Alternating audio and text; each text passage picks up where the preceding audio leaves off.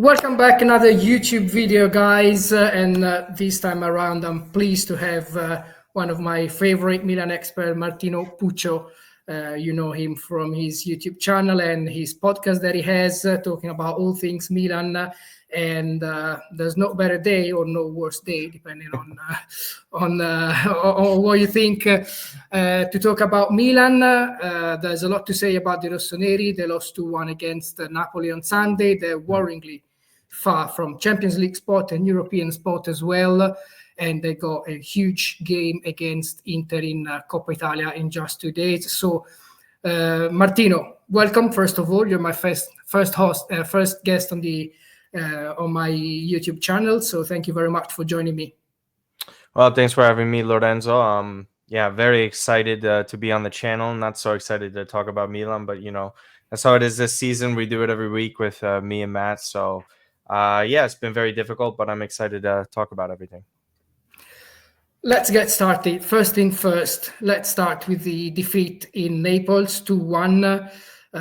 I would say we saw the same sort of weaknesses that Milan have had for the whole season, regardless of Sousa and Conceiçao. Arrigo Sacchi said Milan were embarrassing in defense yesterday. There was a slight reaction in the second half, but still not enough to grab even 1 point. What was your view on the game?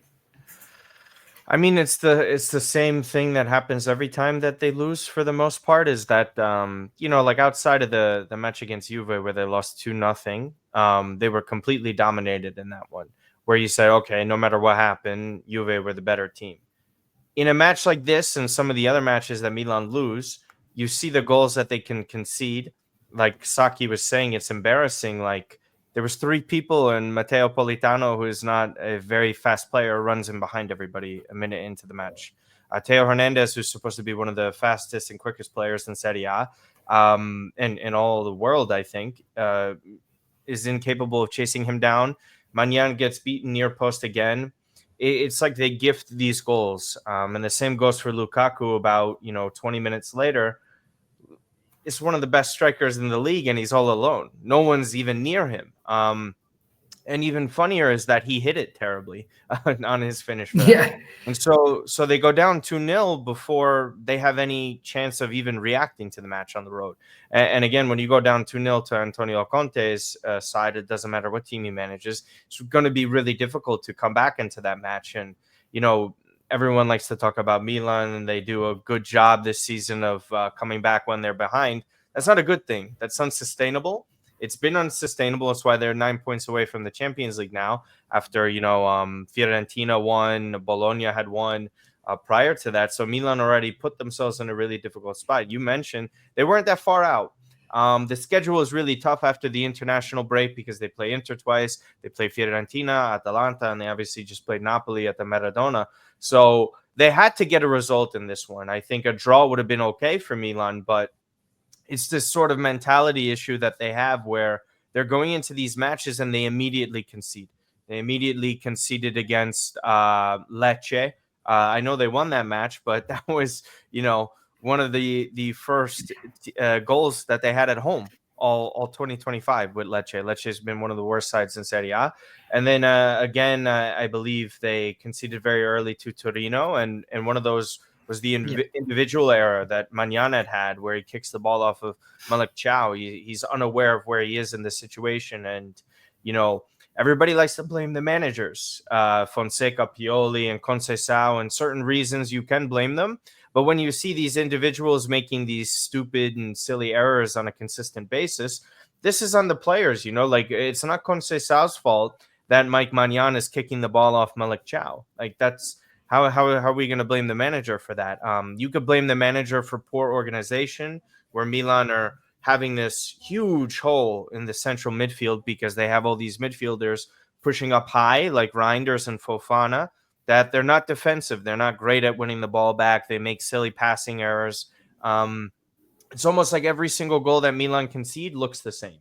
And it's been really frustrating because even in a year in which they're terrible, they're not far off of top four. If they would have just, been slightly competent against some of these really bad sides, they would have been a lot better. And it's not even to mention how poor they've been in scoring, because they scored a lot of goals last year under Pioli, and that's basically what got them into second place. And this time around, they concede less goals like they did last year. They were only Monza conceded more within the top 10. They had like 50 goals conceded. It was one of their worst records in 10 years. This year, it's the way they're conceding goals. It's not like they're giving up a bunch, like 4 or 5 against Sassuolo or 3 goals against relegation. So, well, they allowed 3 against Cagliari. But the point is, these are just so avoidable. And this is supposed to be a team that has really strong individuals, and they invest in these defenders and center backs. They have no plan. And they look very poor under every single manager. And that has everything to do with the management and their fault in not organizing a really well-ran team like they had been for a few years under Maldini and Pioli. I see a couple of things from what you said. I mean, the obvious mistakes there are on the players. The first thing that comes to mind to me is the penalty kicks. 9 penalty kicks in Serie A this season, 4 missed, the worst penalty kick record in Europe's top 5 leagues. And on the other hand, on things that can be, linked to managerial choices, which are purely managerial choices, I would say, it's something that you don't really see in top sides anywhere in Europe, which is all this rotation in centre back. I mean, Fikayo Tomori, after the red card against Empoli, basically disappeared. He had a strong start and started almost every game under Conceiçao. After that red card, which wasn't even fair, you remember all the VAR controversy and the protocol and all that, it just disappeared, no longer started. Pavlovic is having highs and lows, Gabbia's in and out. You don't see so many rotations in the crucial part of the pitch like you've seen today. And this is clearly, there are responsibility, first from Fonseca and now from Conceiçao, but as you said, responsibility has to be shared, because at the end of the day, it's not the coaches turning out and going from the spot trying to score and missing 4 penalty kicks this season. You mentioned the defeat against Torino, and that was another game where Christian Pulisic missed a penalty, the only penalty missed in his career. And entirely agree. I mean, it's a mix of things that whatever you look at them, it just doesn't work. And regarding the players, who do you think there has been a lot of talk here in Italy about Leao, the fact that he didn't start. He hasn't started a few games under Conceiçao. Do you think this can have an impact as well on the team's mentality, knowing that the best player in the team is going to come as a replacement later in the game and the trouble? Do you think there can be a connection, or do you think it's just? I think there's been a dressing room issue for a while, even back when Fonseca, with the year when they started, they have this controversy where, the match against Parma, I think is a good example to start in the second match of the season, where Milan are coming out where Teo Hernandez is getting called out for not running. He's jogging back. And it's just inexcusable because, you look to certain players to be leaders, right? And I think that's what Tonali was for quite some time in Milan. I think there's different types of leaders, right? Like Pirlo and Gattuso were both leaders in their own minds, but they led in different ways. Gattuso was very in your face, and he was very charismatic in how he wanted to, lead by example. And Pirlo was also leading by example, but just by the way he played. And he was never too intense. He was just always doing what was needed to be done. And I don't think Milan have either of those two leaders there. I think Pulisic as well is someone who's a bit more passive. And Pulisic has been arguably Milan's best player the past 2 seasons. And you see him give the penalty away to Santi Jimenez. And Conceiçao had mentioned after the match, like Christian wanted to get Santi Jimenez going in. No. You are the penalty taker. You are the number 1 guy. You've only missed 1 time in your career against one of the best penalty stoppers in the world in Milinkovic-Savic. So it's not like he missed a terrible penalty or it was taken poorly. It was a great goalkeeper that stopped it. And then he also scored a penalty against, it was, I believe, Parma. And then he had another one after that where he scored. So he's been fine. You mentioned he only missed once in his career. I think that the lack of, communication between 2 managers in a row now, where this has happened. I think Conceiçao had mentioned that Leao was feeling a little bit of discomfort, and that's why he wasn't ready to start in this one. So I'll give him a little bit of an excuse. But at the same time, we're talking about two different managers now, and even Pioli to an extent where they're not putting in the best effort. And I've said this multiple times on the podcast with Matt, is that I call out the players. They've been here. We have three different managers, multiple management teams now with the directors and Zlatan, Furlani, Maldini, where they're playing subpar. I know a lot of people like to look at they finished, whatever you want to call it, fourth place in the Champions League where they make the semifinals, but they were far off of Napoli that year in Serie A. They're far off of Inter last year. I don't care if they finish second place, and they're not close to Inter again. So it's about 15 plus points 3 years in a row that Milan aren't even getting close to Inter or Napoli or whoever wins the title. And I think that's damning on the players. It speaks a lot about them. I think that their project doesn't make a lot of sense. They talk about a defensive midfielder all the time. They haven't gotten one. Their right back situation also doesn't make much sense. Kyle Walker would be okay if he was a backup or a reserve and he gets some time there. Now he's the full-blown starter. Calabria, not a starter. He's gone. Florenzi also coming off another injury. It's poor squad planning. I think there isn't a clear leadership because we've seen it, and I know you guys report on it all the time. It's who's in charge? Zlatan in charge? Is it Furlani in charge? Furlani has to come out and say, no, everything goes through me. I am the boss. But Zlatan's the one going to the press conferences. He's the one talking to the players. He's the one saying, oh, we're choosing this manager. Whose job is who? What's the hierarchy? Jerry Cardinale refuses to show up. I don't believe he's been in Milan or Italy in general since September in their worst season in years. And relative to the talent on their team, when Milan were in the Banta era in the mid-2010s, everybody knew Milan weren't good. They didn't have talent on paper. This Milan side has 10 times the talent that those teams had, and they're playing far worse, and it's far more disappointing. I think it has a lot to do with a lack of leadership with certain players. They invest in certain players who are younger as well that they hope to develop, and I think they've done a pretty poor job of developing them. It's a lot of things, right? And it's hard to kind of talk about in 20 minutes, but these issues from Milan stem from the top in the leadership group because everything has slowly gotten worse in every facet of the club since the takeover, since you sack Maldini. It's one thing to sack Maldini, but who's your replacement? They don't plan very well. And I think one thing I just wanted to mention as well is tomorrow's April 1st. Milan don't have a sporting director. They're heading into the next season. Their season's basically done now, right? They're not going to make Champions League. And if they make Europe, it would have to be that they beat Inter over two legs and get to the final and beat Bologna or Empoli. And if they do that, then they go to Europa League. They have to start planning for next season now. And if you don't have a sporting director in who's making a decision on who the manager is going to be, what is Moncada's role going to be? What does Zlatan do in his role? What players are we selling off? Are we keeping some players? Are we extending Magnan, Theo Hernandez, Pulisic? All these sort of moves that need to be solidified going into next year because when Redbird took over, there was multiple summers in a row where they're making poor decisions or they don't have a summer planned out. For example, Redbird takes over from Elliott, right?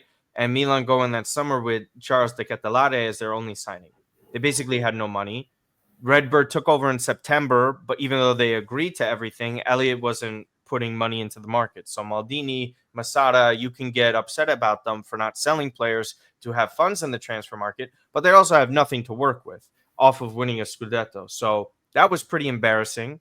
And then the next year, when Maldini asked for money, they sack Maldini and Masada. Masada left on his own accord, but they do this in June.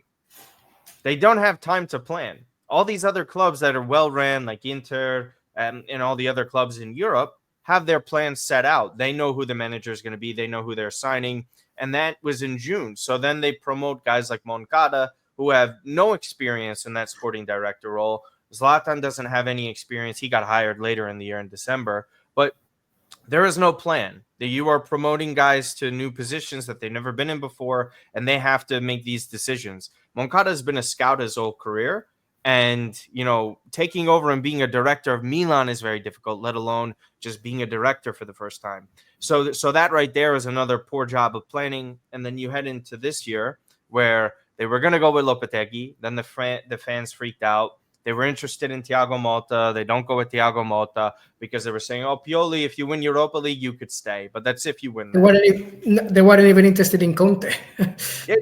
Well, that's a separate thing because, Conte would align with what Maldini would do, which is we pay a lot of money for a manager who's going to be able to help us win trophies and take us to the next level. I know Conte's record in Europe is not great, but you're still competing, in the Campionato every single year. Like he was doing that at Juve still, and they're refusing to pay money for that. And you know how they do these contracts where they don't have to pay for all of Fonseca's contract because they basically gave themselves an out after 6 months. If he's not doing well, we could sack him, just like with Conceiçao.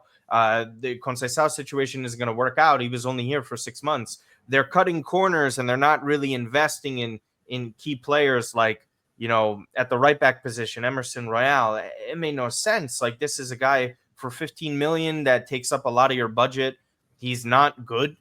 Everybody knows he isn't good, and you still invest in a player like that. There's no plan. There hasn't been a clear plan, and I think that's only going to continue because I think someone like Forlani, who's been a businessman his entire career, is now running one of the biggest clubs in the world with limited experience. He worked under Elliott somewhat, helped broker some deals, but that was from the financial side of things. When you're the CEO, like Ivan Gazidis was running MLS for a little bit, he was there at Arsenal for years. He's had experience there. Every single person you look at in this Milan management has limited experience in the roles that they're currently in. And that's a huge issue moving forward because if you bring in a Tare or a Paratici, sure, they have experience, but are they on the same level of agreement in what they want to do? Does Zlatan agree with him? Like, what is Zlatan's role? You guys report on all the time, like Boban and him are talking on a studio show. I forget which one, but Boban's asking him, what is your job? What do you do? And he's just like, I'm the boss. Okay, I'm the boss. But then Forlani says he's the boss. So who's the boss? Is Zlatan doing this thing where he's talking about like, I'm a lion. He's not a lion. This isn't serious. It's funny when Zlatan can score 28 goals. He can't do that anymore. He's the director now. And it's pretty embarrassing in how he was also absent for about 3 weeks from the team. There is no camaraderie, there is no cohesion, there is no plan, and Milan are going to suffer because of that. And Jerry Cardinale is going to lose even more money because he keeps cutting corners, trying to be smart about things. When fans get upset about Moneyball, that's not what Moneyball is. Moneyball is being very smart. What Atalanta do, what Bologna do, what other teams do to an extent. Milan don't do that. They have no plan. It's all over the place, and that's why they're going to suffer. Even longer. I don't think they make top 4 next season. You have to have drastic. I mean, every team in Serie A, they have to do kind of Moneyball, because you're not in the biggest market. Premier League is the biggest market. So whenever you have a big player, it may go to the Premier League, it may go to La Liga, even if it's more rare. So everybody assumes that sooner or later a big player is going to leave. But the thing is, you need to get the results. Juventus, they sold Pogba, they sold Vidal in their golden era, but they have a strong organization. They had Beppe Marotta, and it's no coincidence now Inter are leading the leading guys for a few years in Serie A, and yet again Marotta is in charge. Fans know they have to sell players. Fans know that the best players may leave sooner or later if they do very, very well.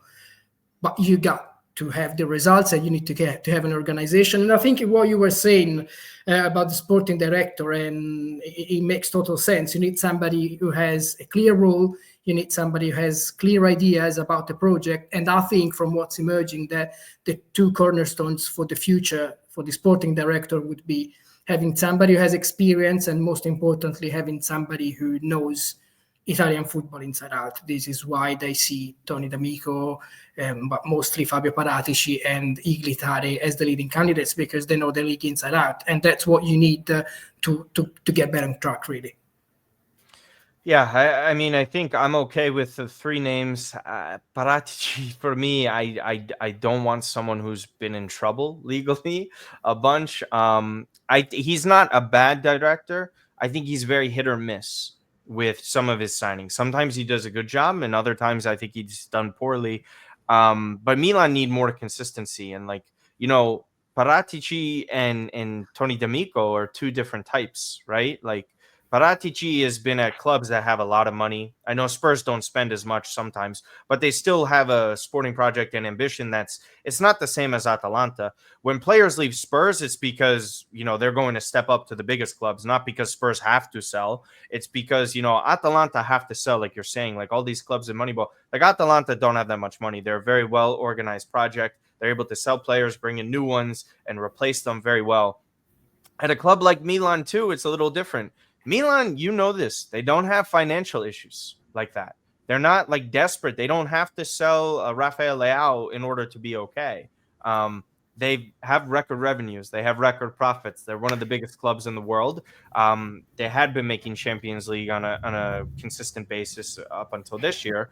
But, that's the thing. If Tony D'Amico comes in, okay, that's fine. But what is Tony D'Amico's plan? Does Tony D'Amico operate at Milan like he did at Atalanta, or does he change it up like to a bigger scale? Like, for example, Mike Maignan. Does he sell Mike Maignan for however much money and to reinvest that money into the squad? Does he go about it smartly, or does he do the Atalanta thing where they're selling the best player? Because if they sell a Rafael Leao, for example, and I don't think they would do it under 100 million right now, and they're not going to. How does he reinvest that money? What is his ambition? Is it, for example, a De Kuiper from Club Brugge, or is it someone relatively unknown within Serie A? Or does he understand, like, okay, at Atalanta we have to go for a lesser player because we can't convince him to come to a smaller club for less money? Or am I able to be a little bit more ambitious in the players that I want to sign because I'm at a bigger club now?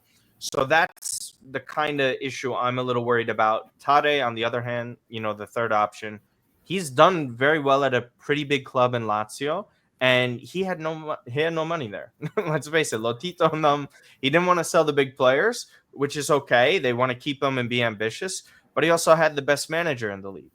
And when you don't have that anymore, is he able to, hire another really good manager? I mean, he got Sadi in there. Sadi was good, but it's just a different level. And I'm just a little concerned that each person that they're looking at is completely different, in my opinion. And that's what worries me. If they were more like Sartori from Bologna, Tony D'Amico, and then, I don't know, you could pick another club that has sort of like done well with getting better. Maybe Fiorentina's director. His name is escaping me. But guys who have done well at clubs and progressively gotten their teams better. For this, it's like this guy is great at Juve, this guy is great at Lazio, this guy's great at Atalanta. All three different teams that do completely different business. So that's the big issue here for me. I want to finish with the derby, of course. You mentioned before Rafael Leao. As I said, there's a lot of debate here in Italy on why he doesn't consistently start. So there are stats that suggest that he does pretty well when he's introduced from the bench, but of course this can't be the case against Inter either on Wednesday and next week in the second leg. He has to start, he has to play, and he has to be the main threat for Milan. But what do you expect from him? What do you expect from the team? Milan, in a terrible season like this one, they're still unbeaten in derbies, which I think it's good and bad at the same time, because I don't see Inter not winning any derby against Milan in one season, especially when they play 5 times. But you never know. As they say in Italy, derbies are derbies. You never know what can happen, and most of times the teams that comes from behind has a slight edge. So what do you expect overall? I think Leao, if he's healthy enough, he has to start. I think everybody at the club right now, Conceiçao, the players, management, everybody knows. And I'm not saying the season's saved. It's still a terrible season regardless. You could save some face by winning Coppa Italia. And if you don't lose to Inter 5 times. My problem is every single derby, I'm sure you've seen them. Milan barely beat Inter in the first one when Gabbia gets the header. That was very late into that match. the one in Coppa Italia, sorry, the Supercoppa, they come back from 2-0. It's a crazy comeback, one of which like Inter never really allows to happen. Then the third one in the derby in Serie A, Inter should have won. Milan were very lucky that they were able to get a draw out of that one. I know Inter drew late, but they hit the post multiple times. They were playing well, just like they played well in the Supercoppa. Now Coppa Italia is a big trophy for Inter to still try and get this treble, which is very much alive for them. For the first match, I see Inter maybe taking a step back. I know Bayern have had some injuries. They didn't play everybody against Udinese. I know Lautaro, I think he was still like recovering from some fatigue, I think, right? With Argentina, so he didn't start. That's how good Inter is. Inter controls an entire match against Udinese. They don't have to use all their players. Inzaghi does a good job of rotating. Sometimes he over-rotates. At times subs players out too quickly. And I think Inter are hungry for this because guess what? I know Milan won Supercoppa. That was nice for them. But the reality is Inter could also change their derby fate because if they knock out Milan, then Milan not only don't even come close to them in Serie A, they don't even compete with them in the Champions League, and then they got knocked out of the Cup. So in a competition that Milan has won one time since like 1985, I believe. So I don't expect much from Milan. I think they've squeaked by. They've been very fortunate in derbies, and as you said, anything can happen. For me, I think Milan get eliminated over 2 legs. If it was 1 leg and you tell me that, I'd be like, okay, fine. But we're talking about 180 minutes here. Milan's mentality is, I know we said it all season. They beat Real Madrid. They take down Inter. They beat some teams that they shouldn't be beating. And then, you see a match like this, for me, I don't see it going well because they face Fiorentina, I believe, after this one. Then they play the second leg, and then it's Atalanta. I mean, like, what do Milan do here? I think if they put in all their energy into Coppa Italia, maybe they could do okay. But for me, I think Inter have this circled on the calendar, as we say in America, where they're ready for this one. They want to beat Milan because they haven't beaten them in 3 times after they just beat them 6 times in a row or whatever the number was. They're ready for this, and I think someone like Lautaro, if he's starting, is going to be able to score in this one because he's been ready. But probably not, because the last update say that he may not be available because he still hasn't recovered. So it's more likely that he returns. So possibly Inter without Lautaro and Taremi. So probably so Arnautovic and Thuram. Yeah, Thuram and Arnautovic or Thuram and Correa. Those are still better than Milan's attackers. So it's I mean it's difficult. I know he bought on Barella very late yesterday, like in the 60-something minute. I guess it really depends on what they do with this midfield. I think the midfield is always obviously the key battle here because Inter, I think, is 10 times better midfield than Milan's. And if Inter pull out their midfield where they're playing everybody for the majority of the match, then they'll do it. But if they keep it close, I don't think Inzaghi is going to be pushing for a win here. I think Simone will go for a draw and then try and win it in the second leg. Because if he doesn't have to use all these players, because they're still only 3 points ahead of Napoli, regardless if I think they're better than Napoli, like he still has to manage this. They're still Bayern. And the good thing for Inter is that there's 2 legs in this. If they say they lose by 1-0 to Milan or 1 goal to Milan, it's not the end of the world for them. They know it. If they draw, it's still really good because they know they could put all that energy and effort into that second leg. So I think this one should be a closer leg, and then Inter will pull away in the second one. But with this Milan, it's impossible to say, right? Who knows? Maybe they end up winning like 2-0 and they surprise everybody. Martino, it's been a huge pleasure for me. I hope you can come back very, very soon, and hopefully for Milan speak about better things and better results and better performances. But for sure, we talk again very, very soon. Thanks for the breakdown, and thanks for joining me today talking about the Rossoneri. Thank you, Lorenzo.